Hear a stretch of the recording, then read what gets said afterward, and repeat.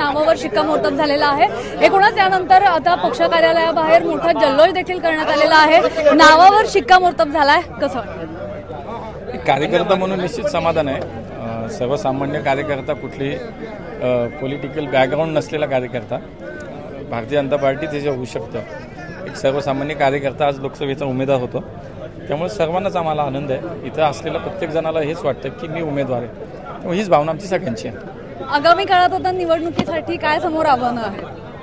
नाही, निवडणुकीसाठी आव्हान काहीच नाही आहे। आम्ही हेच ठरवलंय, पुणेकरांनी ठरवलंय, निवडणूक आम्हाला काही वाटतही नाही, निवडणूक काही आव्हान नाहीच आहे। पण मोदीजींचं 10 वर्षाचं काम, राज्यातलं देवेंद्रजींचं सरकार आणि त्यानंतर पुन्हा एकनाथजी अजितदादा देवेंद्रजींचं सरकार, 5 वर्ष महापालिकेने केलेलं आम्ही काम, हे सगळं पाहता हे नक्की आहे की पुणेकरांनी कामाला महत्त्व देतात, कामावर विश्वास पुणेकरांचा आहे। त्यामुळे पुन्हा पुणेकर मोदीजींना पुन्हा प्रधानमंत्री करण्यासाठी पुण्याचं एक मत पाठवण्याचा निर्णय पुणेकरांनी घेतलाय। फक्त मताधिक्य किती एवढंच बाकी आहे। अनेक नावं जी आहेत ती चर्चेत होती, त्यानंतर आज ज्यांची नावं चर्चेत होती ते देखील या ठिकाणी उपस्थित नसल्याची चर्चा केली। नाही, अजिबात नाही। आम्ही इथं बैठक होती आणि तेवढ्याच नावांची घोषणा झाली।